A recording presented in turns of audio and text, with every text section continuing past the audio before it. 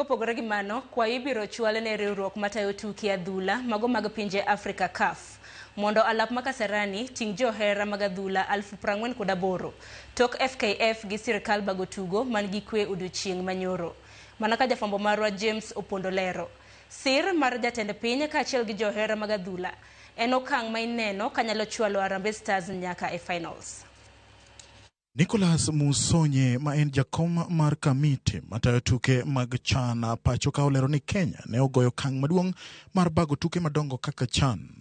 Kata odoko ni tukegi osebedo gi ng'ikruok matin, Musonye wacho ni gisetimo manyalore nyaka sani. When we brought this tournament here for CHAN 2024, the challenges would be there. And I remember I even told the government that we shall face many challenges in organizing this event. One, we have a youth age that do not remember or they don't even know that the Kenya once hosted this event. This is a new thing to them. We have to deal with it. Then there's a challenge of infrastructure. Tuke en gino ma osebedo ka kelo jo Kenya kanyakla kinde duto. Ka Musonye lero ni okang' mane jatend piny William Ruto kao mar keto Kenya nyime mar bago tukegi en gino ma onego puo ahinya. Country has not put up a new stadium 40 years. You should ask yourself why. What kind of stuff is this? All these countries are building stadia. But it was only Moi who built Nyayo and Kasarani. Now we have President Ruto who has built Talanta and he has renovated Nyayo. Kasarani, which now looks... So in 40 years, we have been stagnant in terms of infrastructure. CHAN en kaka pinje matin ne pinje adek mag Kenya, Tanzania kaachiel gi Uganda. Tok tuke mag CHAN, pinje adek gi biro bago tuke mag pinje Afrika higa mar 2027. Musonye wacho ni obiro ndiko lipot mare kendo keto e lela gigo ma pinje adek gi onego bed ni timo mondo kik ng'ikruok ma osenenore e CHAN bedi. CAF kumo Kenya nikech tulo e alap ma Kasarani, Sirkal nokawo okang' mar keto kuonde neno opira ne jogo maonge gi otiko. Chenro ne en mar keto kuonde neno adhula oko mar alap kochakore tielo mar quarter finals. Kata kamano, Musonye wacho ni okang' ma kamano kelo fuong'ruok ne FKF ma osego fwai gi CAF. The number of spectators coming to Kasarani were overwhelming. So we said, look, we went to our minister, Bwana Mvurya, tukamwambia, let us get whatever we can to mitigate against this threat of these masses breaking into the stadium and making us pay penalties. So he said, look, we'll do whatever we can. And then the president himself also realized that there is danger coming.